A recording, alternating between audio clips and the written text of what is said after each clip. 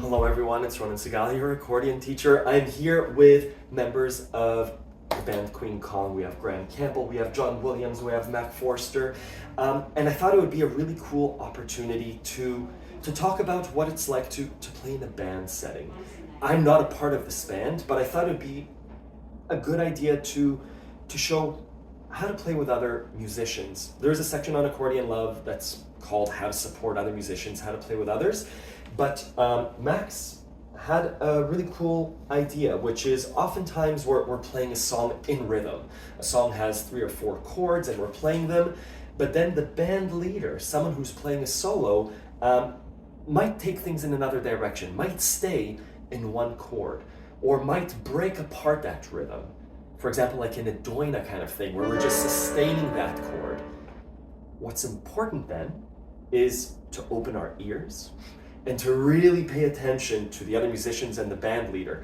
You don't want to be the musician that just keeps going while the rest of the band has stopped playing, or is backed off, or is playing softer, or much louder. So I thought, let's do this example live. We haven't rehearsed, which is I think the best way of kind of learning by observing and participating. So let's do it. Do you have a song in mind? No. Can we do a common klezmer chord progression? Sure. Yeah. Let's do. Do we want to discuss the klezmer chord progression first? Sure. Yeah. Let's 100%. do D and G minor and A. D, G minor, and A. Step 1 is make sure you know those chords, right and left hands. I'm gonna let you guys lead. I'm gonna observe. I might say what I'm seeing, and then I'll join in as well. Okay. And the idea is it's gonna be in rhythm, it's gonna be a song, or it might be out of rhythm, but again, I'm watching. I'd like for you to see these musicians watching each other. They're obviously a part of a band, but we have never played with them. And so how do we join them? How do we support them? Yeah, let's see what happens.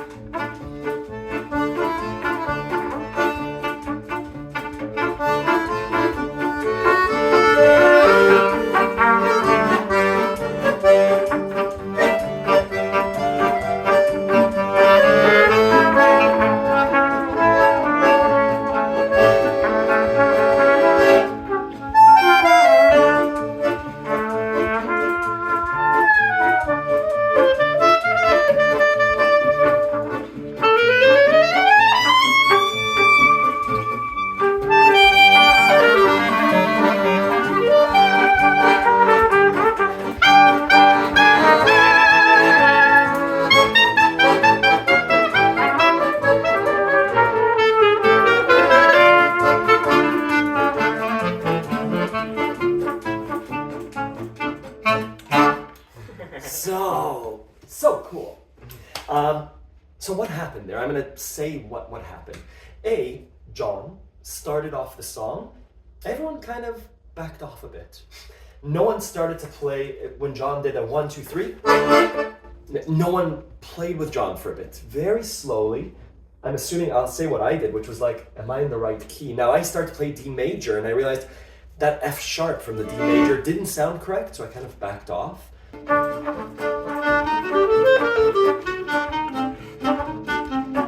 Maybe everyone else did the same, I don't know. It was a D minor to G minor to A major, like John said before. But slowly, Graham started to get the rhythm, and kind of finding that groove of, again, how do we support the lead instrument? How do we support the melody? What were you doing, Max, on trumpet? At first, I was just trying to add some rhythm, add some like punch to it. And then as we got comfortable with the chords and I knew where John was going, I started to sort of fill in some harmony around it, some moving lines, stuff like that. And when you're supporting, what notes are you supporting? Like, I'm assuming you can't do chords, but are you using the notes from the I'm chords? usually picking notes from the chords. Like the third is a really common one because often in a situation like this, like you and or Graham are playing the roots already. Yes. So it's like, as a melodic instrument, how can I add more information to this? So the third is good, the fifth is good, and then sometimes starting from there and doing runs to guide through the chord changes. Cool. Would be nice. Cool. Now, the most crucial thing, I think, especially in a setting like this where it's not a written song, John, as kind of setting the rhythm and lead, did a lot of this, there was so much eye contact. This is not robotic, but the D minor, I could look outside, I could look at my shoes, my socks. This is mundane. What drives the song was John being like, right? It's like an inhale. You might have felt it as the audience too, creating tension, releasing to the G minor. And we're all kind of looking at each other. And we might increase the volume on the chord change.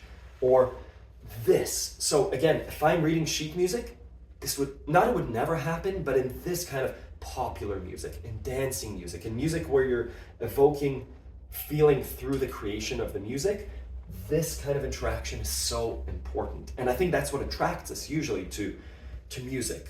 That it makes you feel something. How come you guys looked at each other basically so much? Well, one thing was, we hadn't discussed this before, but we passed the solos around. So I looked to Max to play the second solo, and then looked to you to play the third solo. And also, I think as trying to lead the chord changes is both a mixture of eye contact, but also leading with a melodic line that suggests that the chord is going to change. Yes. Well, how did you do that? That's a classic one in klezmer to move to the 4 chord. Kind of a stock phrase that indicates that the next chord is coming. But essentially, it's just a scale upwards to the next root. Yep. So you're hitting the root for the chord change. You're hitting either the 1 or the 3 or the 5 kind of thing, maybe too. What did you call it? A leading progression or a leading? Yeah, a leading phrase, a melodic phrase that just indicates that the chord is changing. Yes. And it's quite intuitive, like when we're on the A7 chord, and you go. Yeah. It's very easy to guess what the next note is going to be. Yeah, exactly. And we see that we have a lesson on Accordion Love in terms of like, how do you get a group of people to start together? You start on the 5, right? So that A7, we're creating tension. That exhale happens. And those leading lines, is that what you called it? I liked it. We have these common phrases where it's like in tango, right?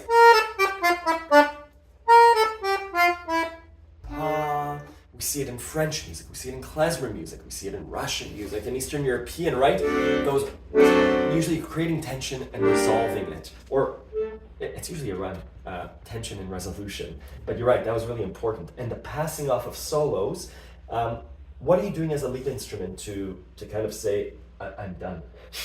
Other than just pointing. Pointing is a big part of it, and then backing right off with my volume and how busy I'm playing. I kind of sometimes I anticipate the supporting role, so that's really clear that I'm not going to continue my solo. Cool. Cool. And supporting, at least for accordion, supporting, when I was called on the solo, I was just doing supporting before, just like chord or padding, depends on the genre of music. And then when it was pointed to me, okay, I know D minor, and again we have a whole workshop on coming up with melody, but again, D minor. I'm starting to say something rather than just sitting back and supporting what John and Max and Graham were saying. Graham didn't get a chance to solo, but it was nice supporting too. It's okay, I only have 5 strings. Awesome. Thank you, Queen Kong. Thank you for teaching us this stuff. Let me know if you have any questions. Thank you. So good, thank you. That was really nice.